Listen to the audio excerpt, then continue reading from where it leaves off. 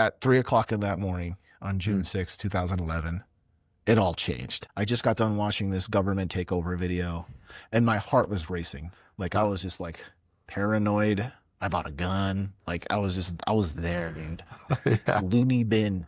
My wife even told me this. Like she was so scared. And her and I were not connecting at all because I was just so caught up in the world, man. I was spun up. And I just remember starting to just kind of weep and break down, like starting to feel very hopeless. And then I heard like this faint, whether it was in my heart or just in my head, like, are you done?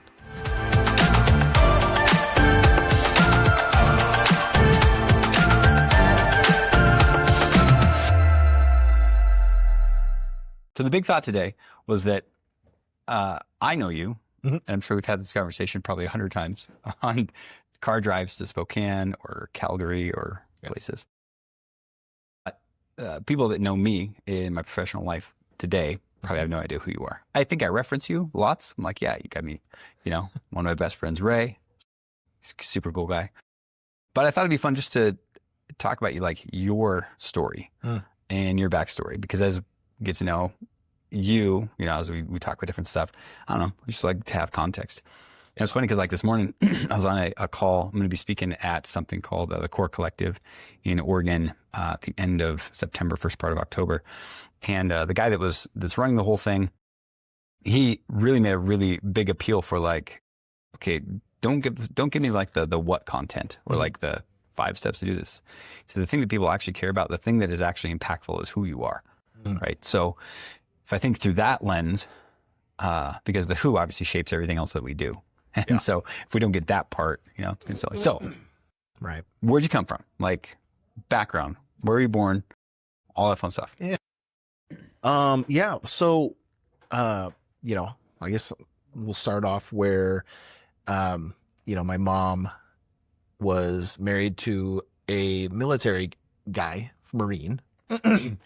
And, it's funny that you're asking this right now because, I just graduated with a master's a year ago. Yeah. And one of the assignments was kind of like learning your family history and interviewing, your family members to get their perspective on it too. So interesting. I was able to sit down and interview my mom and get a little bit more backstory on kind of, her humble beginnings. And she married a Marine, and the issue between them two was that there was a lack of connection and a huge language barrier between them two. So she a U.S. Marine? Yep. Yeah. Okay. U.S. Marine. And we were living in the Philippines at the time, and we were kind of going back and forth from the Philippines to Japan because my biological father was stationed in Japan at the time, which is where I was born, Okinawa. Yeah. And things just didn't work out between them, and because of the barrier between like language, he didn't speak very well. He didn't speak English very well and all that good stuff. So, neither did my mom at the time. So there was that lack of connection there, and but my mom was she was kind of a hustler a little bit in a way. She was able to. One thing about my mom was that she did not want me to be raised in a third world country is her thought process, right? So yeah, fair. Because environment is important, and she was she was very insistent on that not happening. So she kind of like hustled a little bit, and then she met a Navy guy on base, and did a lot of things that were kind of like under the table to try to get on base and meet up with my dad now, and so there's a lot of stuff going on these days about like immigration and all that stuff, and yeah, it's incredibly tough to come to the United States. Yeah. Uh, and my when my parents now got together, we had there was pauses that we had to go through, right? My mom had to get a divorce with my previous dad, and yeah, and we had there's like a holding pattern where we stayed in Guam for a little bit, and um which was cool actually. I think living in Guam was a really if there's any place where you're kind of in that 5 to 12-year-old phase of life, Guam was a really cool place. That's awesome. And that was when you was from 5 to 12. So you were there for 7 years? Actually, in the 5 to 12. I was there when I turned 9 to about 12 and a half. That would be fun. Probably It was a lot of great, adventure man. and exploring, and yeah. The backyard was the beach, Yeah. right? And you had like hermit crabs crawling in our front yard, Nice. and it was kind of cool too because the beach there was a lot of World War II like Sure. vehicles that were still just rusty. Yeah, a tetanus shot was a must for sure if you wanted to go play. But and then from there, it was a holding pattern until my mom could kind of get her citizenship squared away. Yep. So and then when we finally got that all figured out, I actually also got naturalized there as well too. And yeah, my dad got stationed in San Diego, California, and was there till my high school years, and was fortunate to have an opportunity to play ball, and was recruited to play ball in Montana, and here I am. Here you are. So what do you remember of like growing up? So it was so you were born in Japan. Yep. But you weren't there for very long. I don't even remember Japan, to be honest. So are you also Japanese? No. I didn't think so. I don't think if you're US born on a based. military base, yeah. Doesn't quite work. It would be cool to go back though. Yeah. And then, but then Philippines. So then you lived in the Philippines until you were 9 then. So what do you remember those years? Well, those years, one thing about like the Filipino culture is we're very close to each other, especially at least my family's construction, I guess, in a way, because my mom had a bunch of sisters. Yeah. And in the Filipino culture, it's the matriarch is very much the influence of the household. Interesting. Yeah. My grandma pretty much like ran the ship in a way. And so, in that sense, my aunts kind of developed that mentality as well too, right? And so I think that I watched that kind of carry over, and my mom has a brother. So again, I guess go back to the Filipino culture. Okay. The males tend to be what's the word? Like pampered in a way, very entitled. Oh gosh, dude. Yeah. Like I'm the king, like serve me, or like what? Basically, pretty much you can have what you want. You can kind of do what you kind of want to do. Yeah, and I kind of witnessed that with my uncle. I don't know how deep you want to get with some of this stuff, but like, yeah, my uncle, he's still there right now. He's in the process of trying to get here to the United States, and he's not, he's not prioritizing it like he needs to. Right? Oh, yeah. Basically, my dad is doing pretty much all the work. Oh, yeah. Right. And so, but my mom is, there's just that, again, going back to that matriarchal like pull, right? I'm pretty sure my grandma probably whispered on her deathbed, like, you make sure you get my son here or I will haunt you. And like, I had this conversation with my mom maybe a week ago, because they kind of filled me in about all this stuff that's going on. And I feel that if you want to come to the United States, you have to be productive, right? And you have to be you have to be able to, legally, right? You have to be here legally. Yeah, exactly. But part of that too is like you're saying, like, you have to show that you're a productive person in society. And anyway, sorry. And I know that, and I know just by everything that I'm getting filled in on that it's just not a, it's not it doesn't sound like it's a productive thing, right? If you can't prioritize coming to the United States, it's a great opportunity to be here. Sure. And it's a privilege to be here. I'll never take for granted what we got going on here. Yeah. In the United States. There's a reason why my uncle wants to come here. There's a reason why my cousin just got here. Right. I haven't seen my cousin since I was 9. Wow. Right. Yeah. So, I didn't want to make this a political thing, but it's such like the forefront of what's going on right now. Yeah. With what's going on in our society and like the administration and I'm very much on the side of law and like doing things the right way because of our experience. Yeah. We had to do it the right way. Right. My cousins had to do it the right way. Yeah.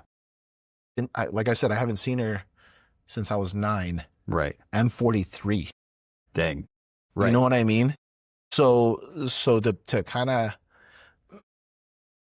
to see the what's going on and the people who are not following that. Yeah, it's frustrating.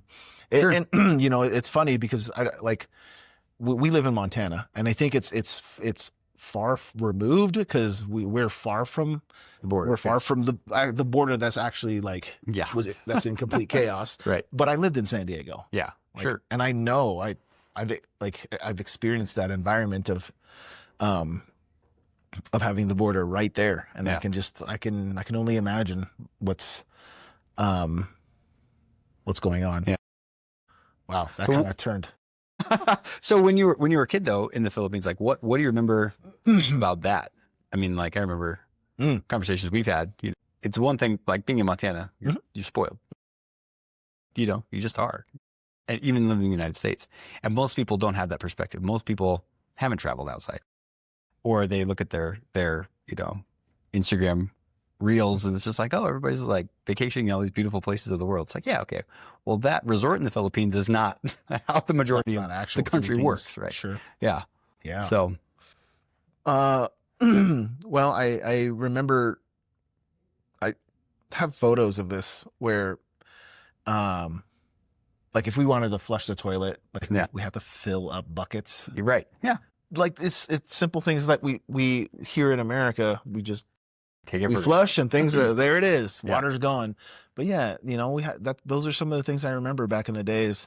We used like on the side, like the sides of the road are like open canals. Like there's the sewer right there and just running. So things like that. But when I was young, I mean, you don't really. I was just having a good time. I was just a kid. You know what I mean? And I didn't understand poverty. I was having a great time. but I do remember, I'll never forget this. When we were on our way out, so we had to stay in a hotel for like a week or 2. Okay. And it was on base. And on base, they had a bathtub. Okay. And it might as well have been a pool to me. I remember vividly, like, oh my gosh, look at this, and I would, I probably took a bath every day when I was there. And not only that, whenever I went to go see my cousins when we went out of base, they were like super excited. That was like the highlight, and we would all just jump in the bathtub, and all 3 of us would squeeze in there, and we thought it was. Like I said, we thought it was highlights. Yeah, we were loving it. There's just things like that you just don't ever forget. And then like when I came and visited my grandma who lived in San Bernardino, like a phone. Like I was picking up the phone for the first time and like stuff like that. It was a whole new culture when I went and my dad took me and my mom and a couple of my other cousins that I've never met. We did the whole like, Disneyland thing. Yeah. And it was just it was a surreal moment. Yeah. Like this stuff exists. Yeah. This is what it's like. And, yeah, it was cool, man. I had a really good time there. And, and growing up and a couple other things too, like there's a lot of, entrepreneurship was a big thing in the Philippines. Okay. Like if you, my uncle, my dad paid for him to have a business, which was owning a tricycle. That's how you got around. Yeah, a Jeep or a tricycle. And you'd kind of hail them, and here we go. But I just remember, like, I thought those were like super like cool things. Like, oh, I think I could see myself doing this. I can see myself, driving a trike around and taking people to where they need to be. But that was like it was almost like the ceiling sometimes of where I was going to go and what I was going to do. But yeah, and that all changed when, you experience the United States. It's just it's a different, it's a different, the land of opportunity for sure. Yeah. For sure it's a real thing. I was going to say too, we had an aunt that was, living in the United States at the time while I was still probably like 7 or 8.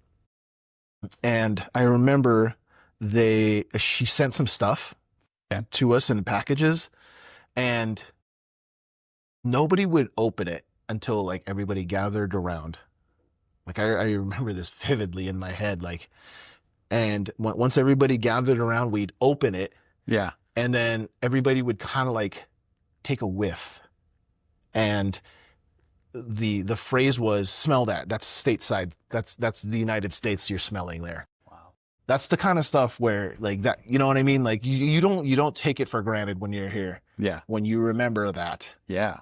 Did I know at the time? Like, no, but we were so excited to smell the United States. Yeah. And just open packages, and that was it. It was a shirt that said, that set up a city. That's all it was, but it was the fact that it was from the United States. Yeah. That it was in some like store there. Yeah. And that we were able to just like tangibly like smell and touch Right. the United States in that manner. Dude, that's wild. I know, dude. That's It's wild. like I'm thinking about it.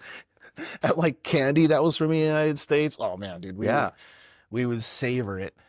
Savor the candy that came from the United States. I mean, just because it's kind of like, right, like you held it in such a high regard that, you're really grateful for. It's so funny too. I mean, like, I was talking to somebody just about the idea of like an immigrant mindset in the United States, and how, I'm obviously not first generation American.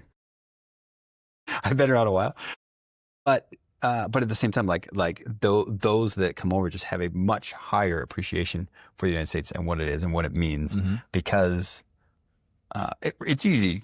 One of the best phrases I've ever heard. It's really easy for us to think that our world is the world, right? And I think it's easy to do that even in kind of like day-to-day life. Like I live in this tiny little town in the middle of nowhere, Oregon. Like really true. Like, tiny little town. But it's amazing how, you can get so wrapped up in like, okay, this is the world. It's like, no, it's not. It's like 5,000 people. It's like basically the East Helena of Oregon, where I live.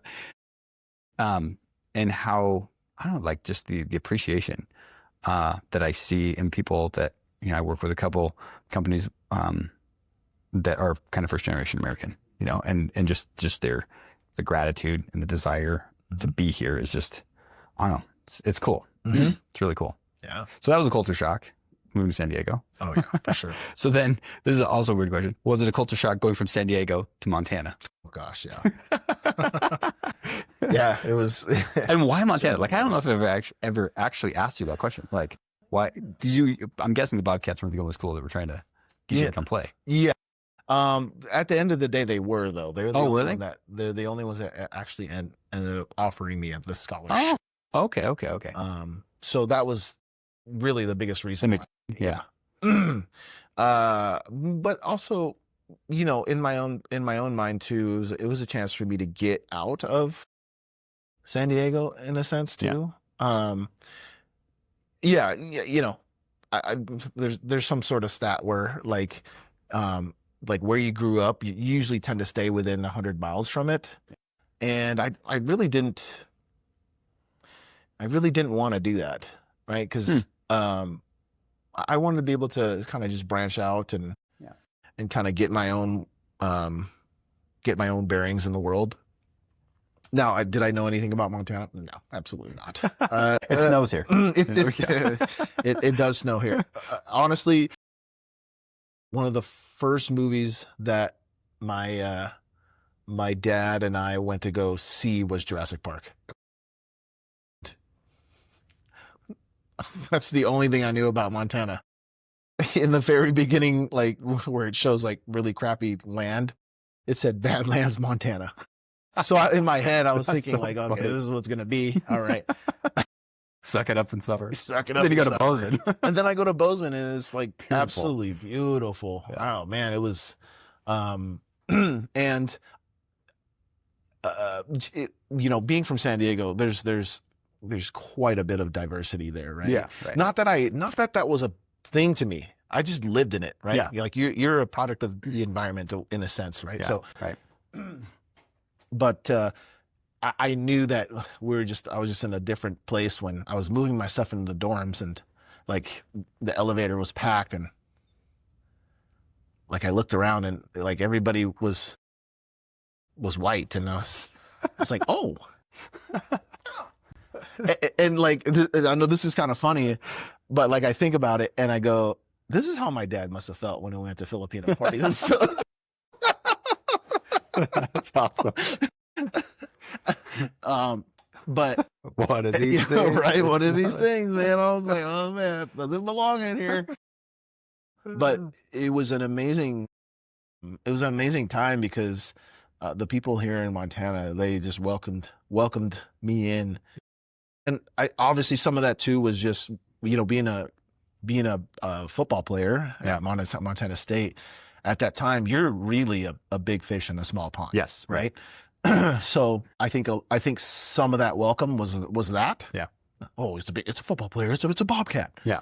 And but I also, my dad was I would say that he raised me the right way to make sure that I treat people right. Yeah. And yeah, that's you kind of get what you give out in Yeah, a way. So for sure. I was very interactive with a lot of the people, and man, I just really loved it. It was Yeah. really a really good time. So what like at your time at college, I can't remember, did you almost lose your scholarship? I did. How did that go? Well, along with branching out, and not having, when I went to college, I know it was purely athletic. There's a lot of athletic ability that really put me over the edge because I was not the greatest student. I'll just say that right now. And it wasn't that I wasn't intellectually, um, smart or anything. It was that I had poor habits. Okay. Yeah, my habits really sucked, and my habits influenced just my perspective on school. Mm. And Yeah, that's a good way to put it. Yeah. it really did, man. Like it wasn't a priority to me, whether it's sitting down and studying for something. I was a guy that procrastinated a lot. I was a guy that, and to some extent I do still, Yeah. but I'm recovering from it. I'm a recovering procrastinator. And what I like about it now, because I've experienced procrastination, Yeah. whenever I coached someone, I can speak from authority from it because I know how this feels. Mm. Yeah. I know exactly what you're doing, right? So there's no corner you can hide. I've been there. I've done that. And honestly, there's times where I can't believe I made it through college because Actually, I do know why. My wife was a big reason. My wife now, Yeah. my girlfriend then, was a huge reason why Yeah. I made it through college. I remember I had to write like a 15-page paper, and my it was due the next day. We had months to do it, and like it was due the next day. Didn't read the material, didn't do anything, right? Again, Yeah. just the poor habits that were in place. No ChatGPT then. No chat GPT. Um, yeah. And like I said, like your habits give you a perspective Yeah. on how you're going to handle things. And I didn't have very good habits. So my perspective, whether it's going to the library, finding a quiet space to do work, I just didn't have it. It wasn't a priority to me. So, but anyways, I met my wife, and I remember that one assignment vividly because my wife's sister was in town, who's a great reader, and my wife recruited her to help me finish this assignment. We were up till like 3:30. That's awesome. And how much did I do? It's embarrassing to like even say some of this stuff, but I'm gonna be real. That's how it was. I was kind of like this when my wife was giving birth to my sons. Yeah. Like I'm just like, come on, babe, you can do it. That's kind of how I was. I was just like egging them on. Like, do you need help with anything? In back of my head, secretly going, don't ask, because I'm not gonna do it. I'm not gonna be any help. I'm just trying to keep this thing together here. Yeah. Gosh. Yeah. But that's what it was, man. And yeah, now that I have my own kids, I certainly encourage them to do better. Even though it's still a hard thing, man. Yeah. Oh yeah. Yeah, for sure. So how did you meet your wife then? I met my wife through, she was actually a trainer at MSU. Oh, okay. And yeah, I thought she was cute, and I got my ankles taped by her often, and my wrists, and I found that those were good opportunities to get to know her a little bit, and found out that she likes the Broncos, and I was like, oh, there we go, common ground. There you go. We can launch off that. Yeah, and then just kind of Denver, not Boise State. Not Boise State. Yeah, Denver, the Broncos, and yeah, we kind of got, we got together, and I finally pulled the trigger and was like, hey, we'll get you something to eat. Let's go. I'm hungry. Are you hungry? Well, I'll buy you some food. Let's go eat. Yeah. And I took her to the fancy place called Pizza Hut. Oh, man, that was fancy for me. College cuisine, that scholarship check. And again, when I talk about having habits, man, habits are, I see how the importance of it now. You can always reflect back, but having good habits like impact a lot, right? Like I said, for me, it impacted my education. I had poor habits, poor study habits, but then also I had poor money management habits too.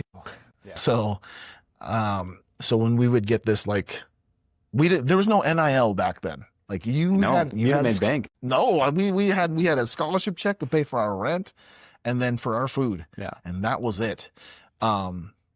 But of course, being a college student who didn't have good habits, right?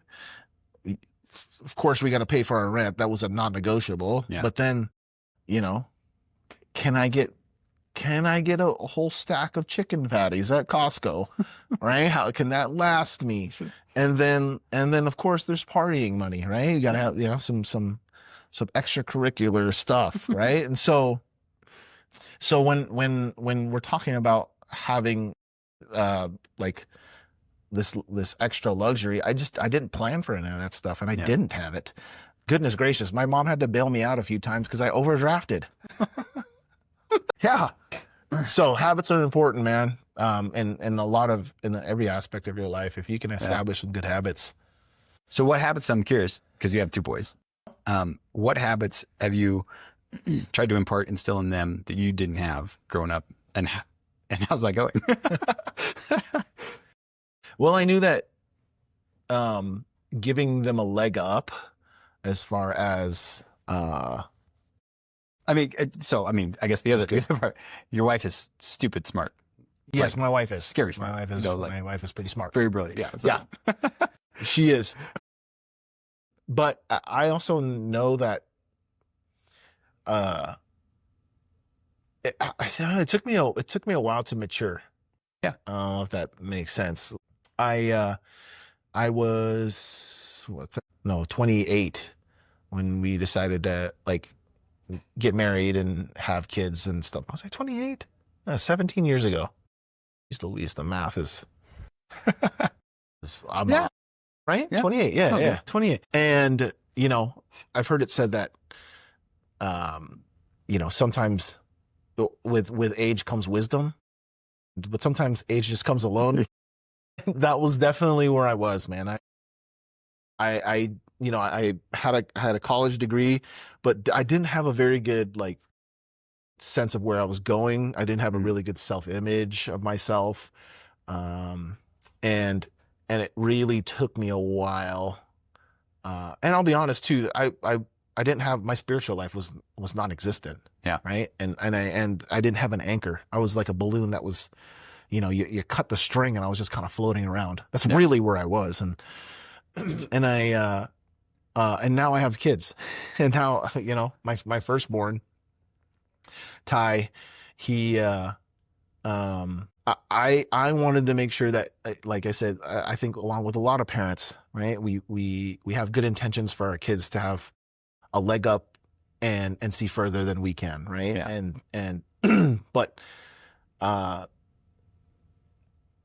so that meant that I had to grow up, and I had to stop playing video games and all that stuff. One great thing that was good, and yes, thank goodness I have I definitely married up, was that my wife read to my kids every night. Yeah, nice. Every night. Even though she was tired, or she read to them every night. It was her time with my kids, to not just the reading. It was the time together. Yeah. Because and my kids will remember that forever. And not only that reading every night turned into a habit for them to read. That's good. Right? Yep. So Ty really caught on reading. But both of my kids are excellent readers now. Nice. Like, they're, you know what I mean? Like, not to brag, but they are very, when they take tests, they're up there. Yeah. Right? They're up there in the percentile. And it all stems from that nighttime habit of reading with my wife. And then when Ty started reading, and then Reese came along, my youngest saw my oldest reading, and it was just a natural boom. Yeah.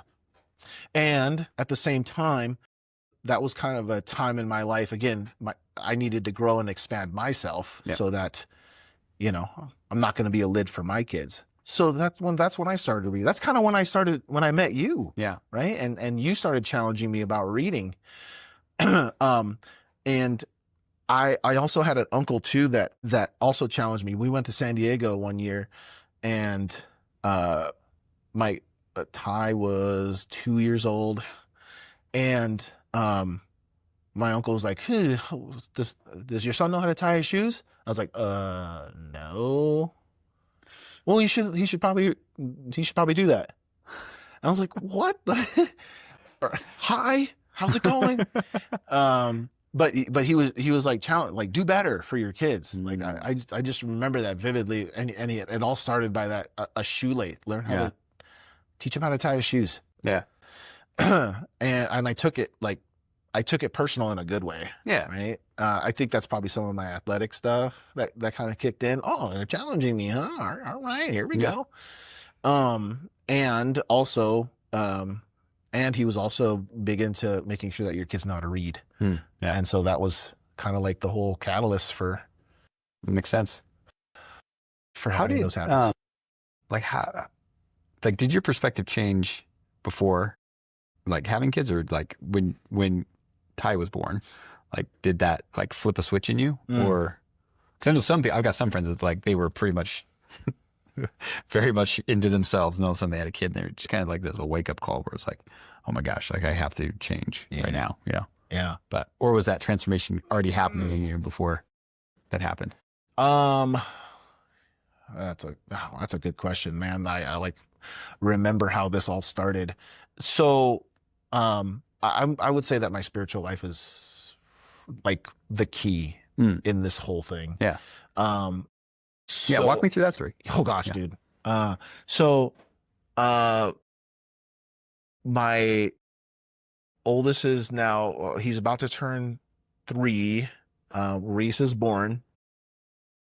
And so my wife and I weren't really seeing eye to eye. There's just a lot of tension and conflict, and I'm remembering at the time where it was really bad was it was 2010 ish, yeah.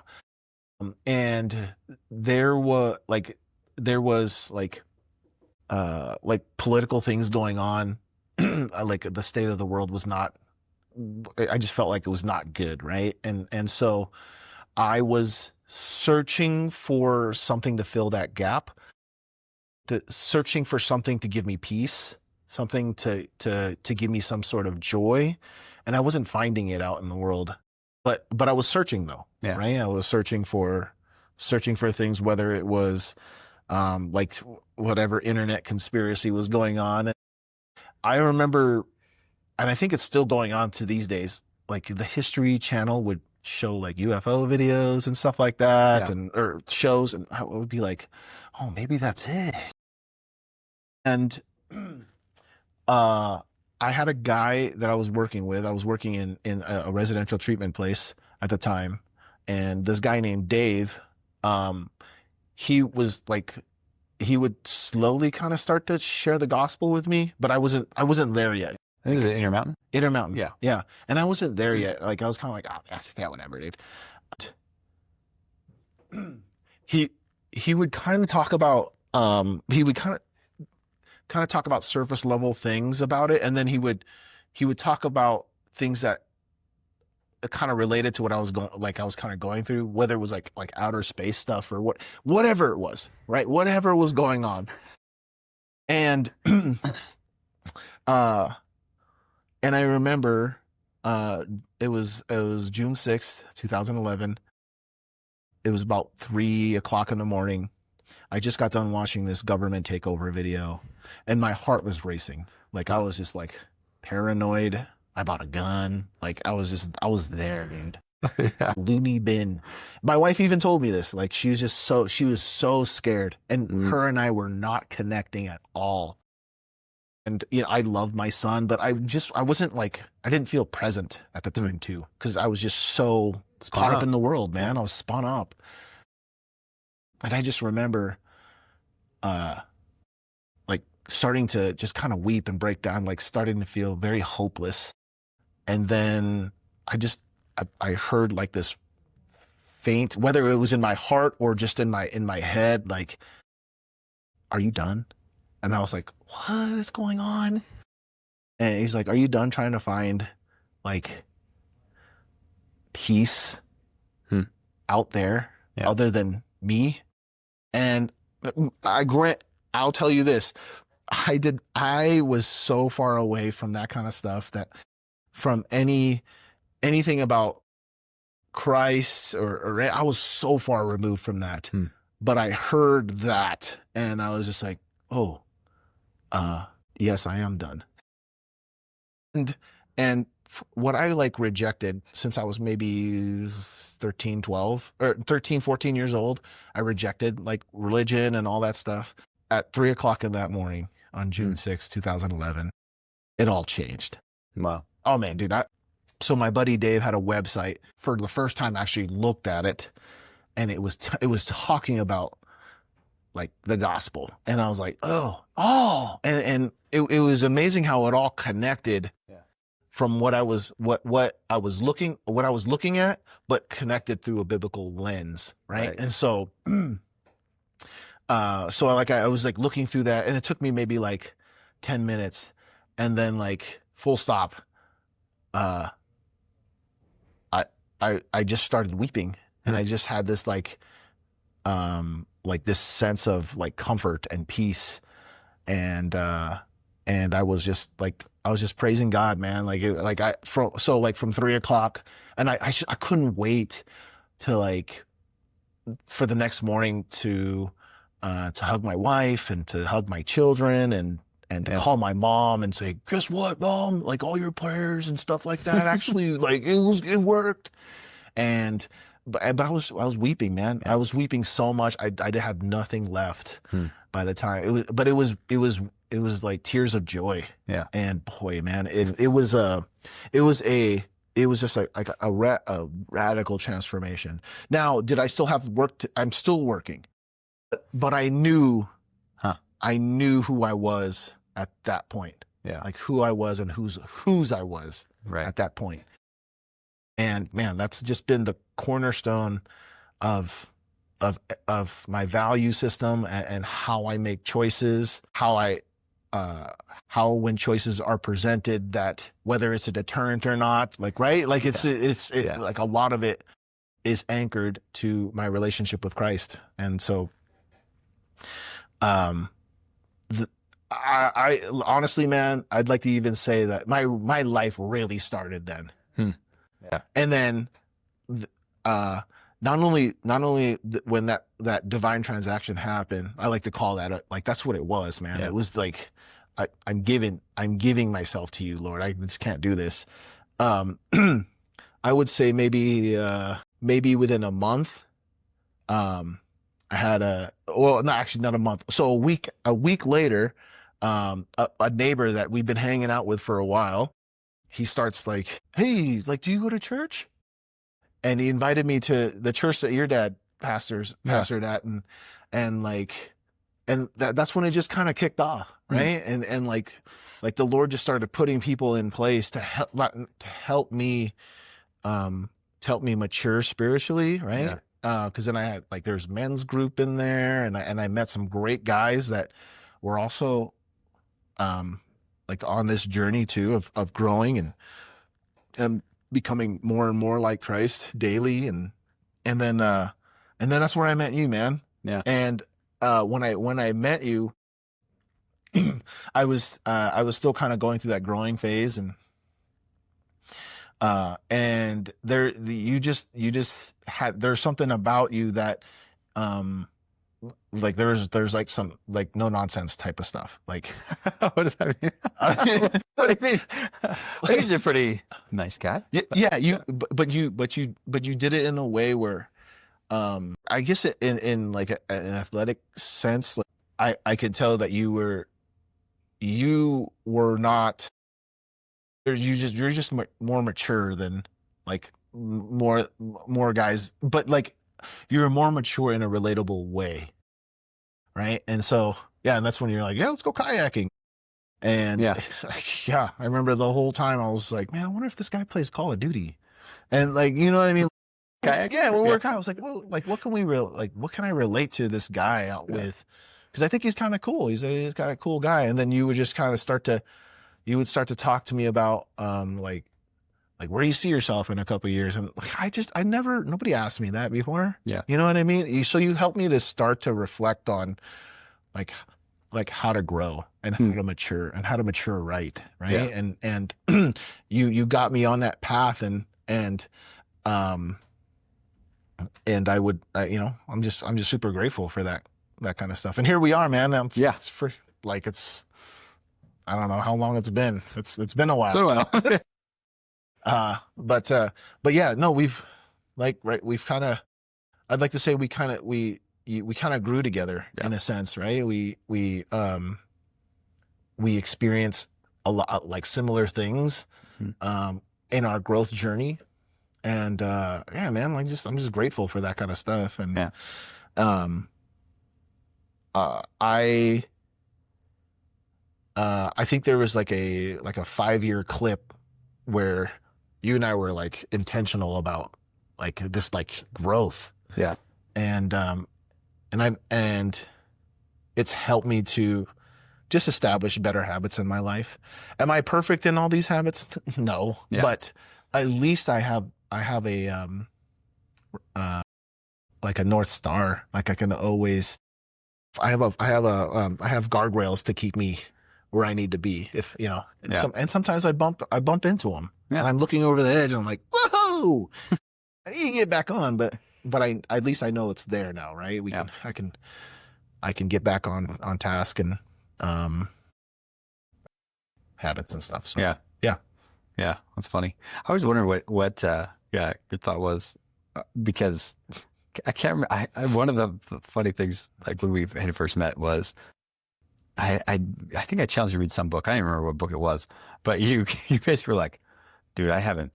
You're like, It was a slight edge, man. oh, it was a slight edge. It was Yeah. a slight edge. And I don't remember if it was like if you were like, I didn't even read a book in college, or some comment like that. I was like, well, welcome. Yeah. Here we go. I remember. I think I remember you saying like, um, somewhere along the lines of like, don't let that be the reason why you're still the same. Mm, I needed somebody to tell me stuff like that, yeah. and because it challenged me, right? Yeah. Like that. I think at that point in my life, I just didn't have any challenges. Sure. There wasn't a goal that I was trying to reach. Yeah. So right, and I've always heard it say like, in the absence of intentionality and purpose, like human beings will pleasure seek. Yeah. Right. Which means we'll just be lazy and Yeah. right and directionless. And Yeah. it just doesn't feel good in life when that's happening. Yeah. Right? And like I think I told you this a couple days ago, where like this summer, right? I'm on a school schedule. Yeah. We don't work in the summer, so like there's only so much yard work you can do, right? There's only so much you can do, and I can find myself getting to that mode where, and I'm kind of like getting out of it right now, right? Getting out of those modes where I'm feeling I'm not being very intentional what I'm doing. I guess I have like mornings where I'm intentional, but like I have the rest of the day, right? Yeah. So, yeah, I think if yeah, make sure that you're intentional with how you're doing things. Yeah. I wonder, like when you were talking about like getting out of college too, like that.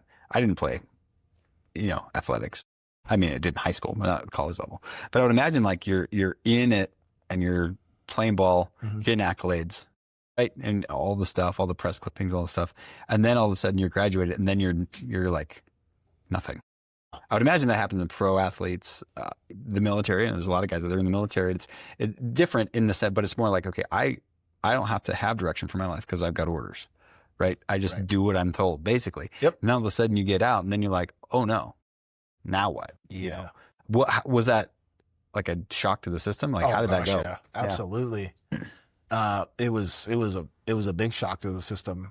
I actually, coming out of college after I was done, I actually ended up working for a electronics company, and I was like a custom installer. So Oh, I okay. would install Like whether stereo systems?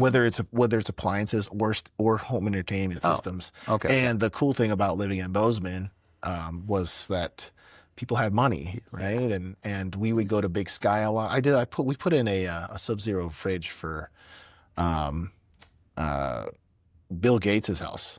Nice. Dude's house. It was amazing, man. Yeah. In the Yellowstone Club? Yellowstone Probably, Club. yeah.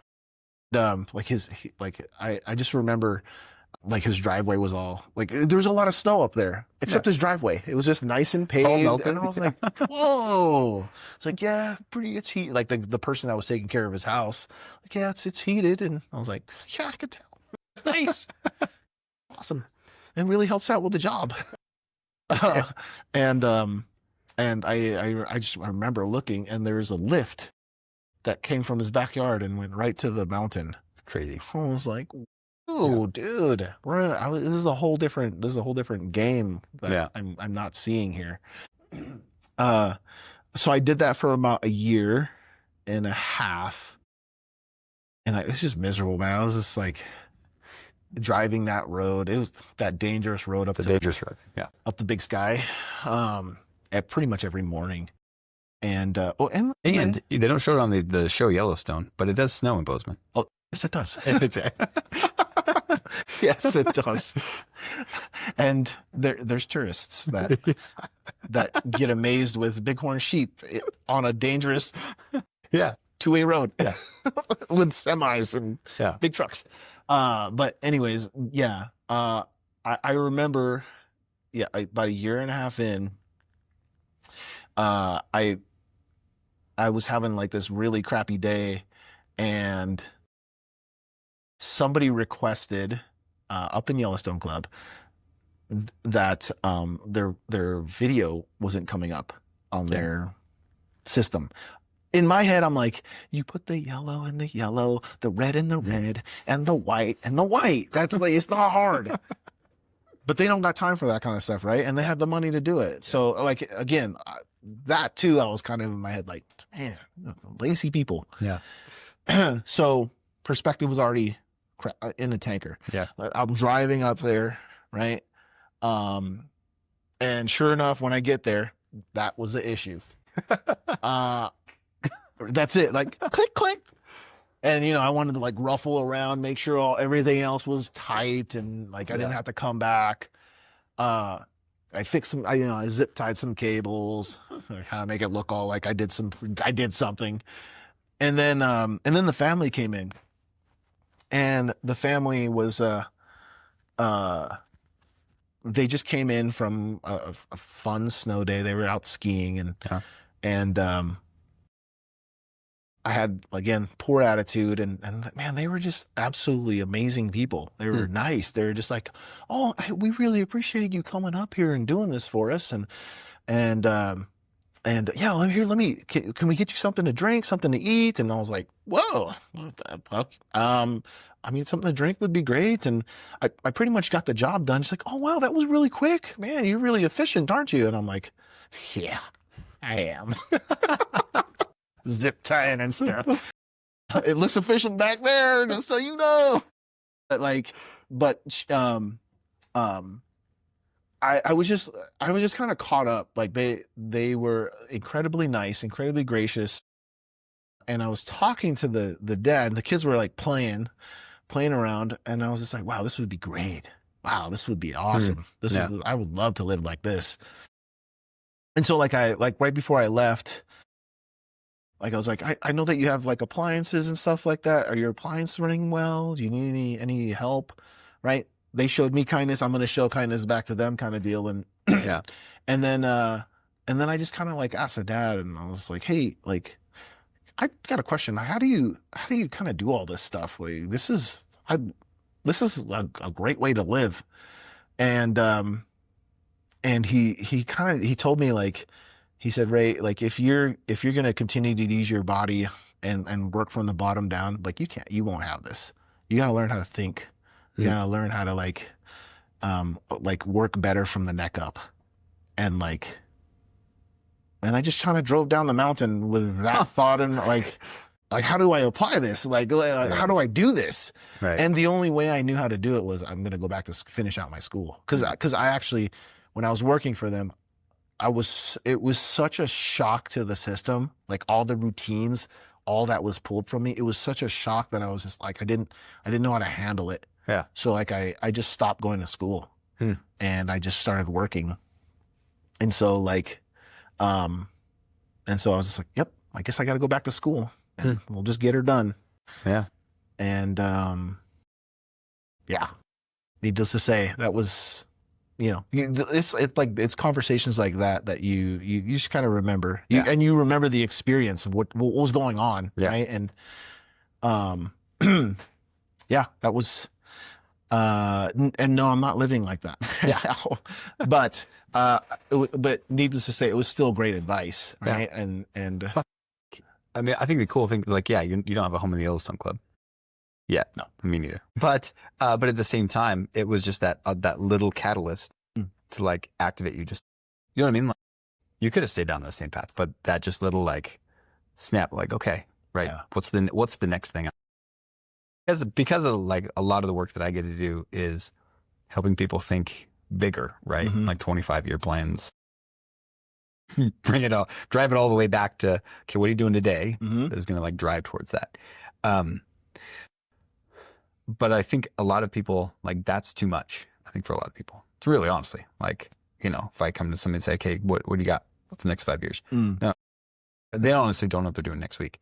So it's just, okay, what is the next like little activation? What's the next choice that I can help you make? Yeah. That is going to get you in that direction. So, all right. So that, it's a long drive back from Big Sky. It was a long drive. Well, so I'm driving back and I get into it, right? Yeah. Because I was trying to figure out what he was like, how to apply that. I really was like, how do I apply this? And then I went back in and I'm looking around and the back of the shop now. Yeah, I'm back at the the store and I'm starting to have conversations with people, and I started asking people like, how long have you been doing this? Yeah. Like there's people there that have been 15 years and like they're the store manager, and I can tell they're not enjoying life as, you know what I mean? Like they're not skiing right now. Yeah. I'll tell you that. Family, yeah. Right? Yeah. And so that was really it. I had to really reflect, like, okay, if I'm going to stay here and I'm going to go down this path, and this is not what I want to do. So, that was I put in my 2 weeks and went back to school. How much did you have left to school? I had a year semesters. No. But I was with roommates that were playing ball. But there's still a little bit of partying going on. Sure. Yeah. At that time. And my wife now, my girlfriend, we were separated. We took a break from each other my senior year, because she went off to PA school. Oh, yeah. In Idaho State, and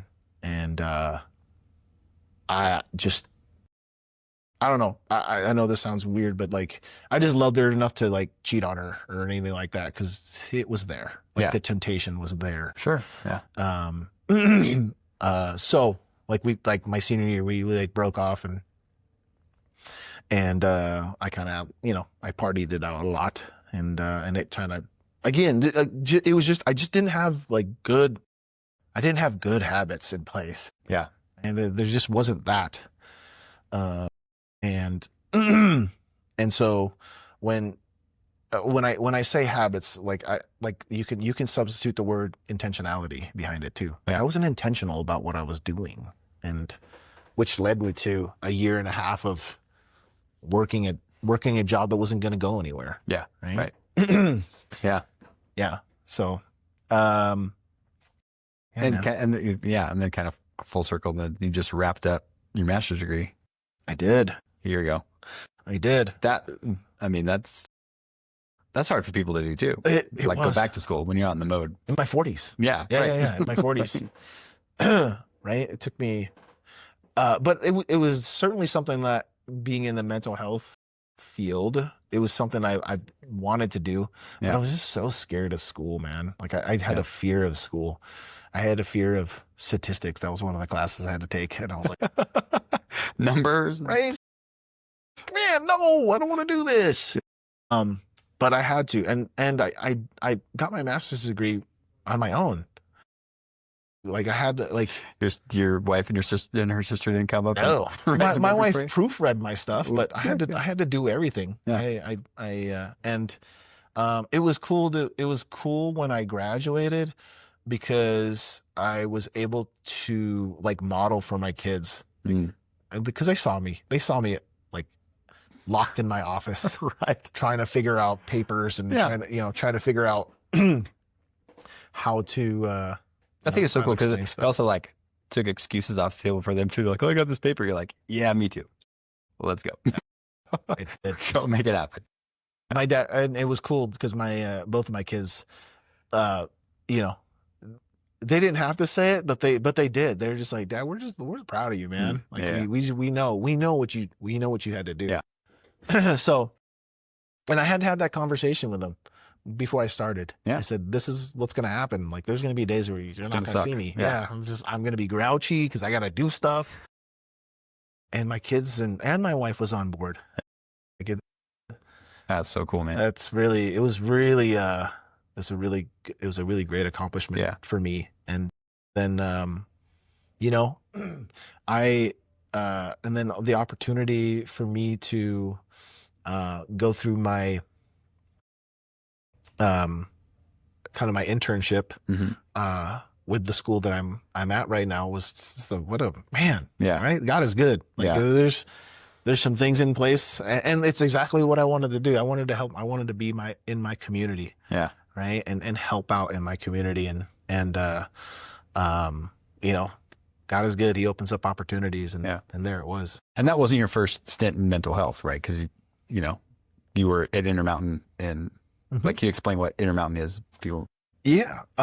Intermountain was a place for it was is really a mental health um, resource is what it was, and we provided mental health through different avenues, whether it was residential treatment, Yeah.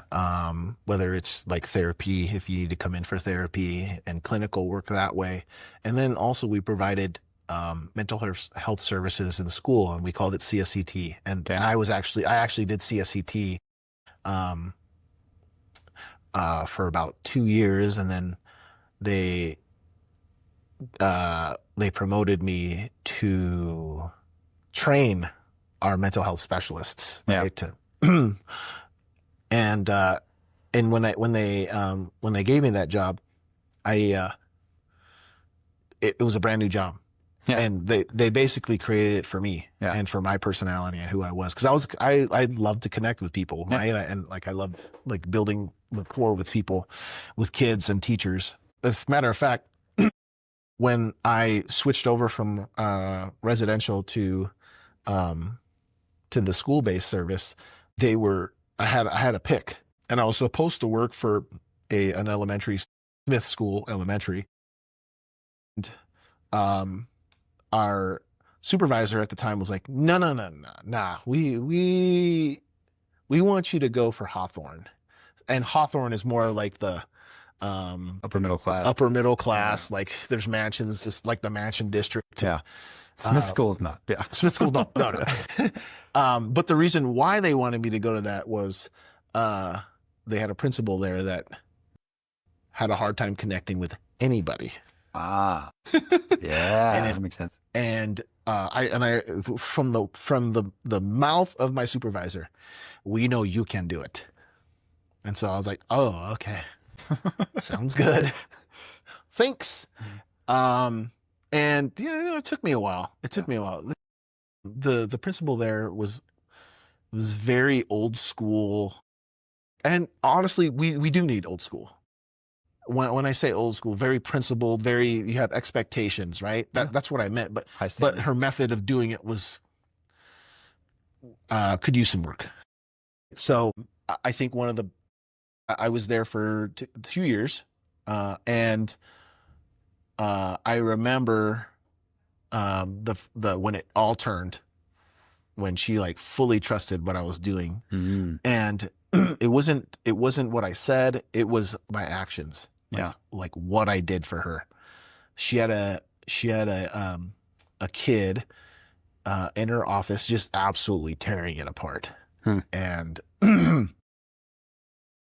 you know, sometimes when you hit rock bottom, like that's when you really reach out for help. Like you don't know what to do. And I think she hit it that time. Yeah. She didn't know what she was doing, and she finally asked for help. And boom, I came right into the office, did my mental judo on the little guy. And like I also had to there's some restrainment there. Like and and she was very touchy on the how you help, like people call it restraining, like in the mental world. I like to call it containing. Yeah. Right. I know it's the same thing, but how you view the wording is different. Yeah. Like and when you say it that way, you see it, right? I'm containing, right?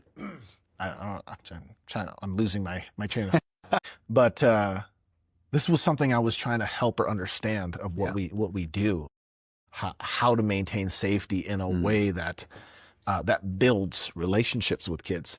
And so she finally let me do it, and boom, boom, boom, boom. And I showed her the full way of doing it, right? From the like the fire raging, coming in, containing it, and then like what the kid did right after, because after I'm done containing this emotional outbursts and physical outburst, Yeah. I go, well, why don't you stay here? I'm gonna go grab you something to drink. I'll be right back. And the kid goes, no, I'm going with you. Yeah. And like, and she told me that's where it flipped for her. Yeah. Like the kid wanted to go everywhere I went, because why? Because I provided a sense of safety for him. Like if I know you can handle my stuff. Yeah, I can. Yeah. I can. I told you. Yeah. I told you I could. So like, and that's probably like a good, maybe for another talk for us. Like, for sure. How that goes. I mostly wanted, like, because we were talking about your background and growing up stuff. I was like, because a lot of the topics we're looking at doing, like, victim mentality and therapy and schools and kids and exploring a lot of that stuff. Yeah. Perseverance. Right? Yeah. Perseverance. Yeah. And it's not just from an aspect of playing football, right? And for me, it's not just, from the aspect of like business and having to, but it's also, because we were talking yesterday, just on the phone, just about like experts and expertise. And I don't think that's the right word, but I think it's like, you just have had so many experiences. Yeah. That you have just a different perspective than most people do, right? Specifically around kids. And it's the same for me, like in the work I do with companies. People are like, man, how do you know all this stuff? Like, you're an expert. I'm like, I'm not an expert. I've been fortunate enough to have enough experiences with enough different companies that there's some common themes. Yeah. And I can kind of just draw from those themes and have a perspective from this experience that you probably don't have yet. You know what I mean? We should probably wrap this up. Yeah, man. But we should. That was fun.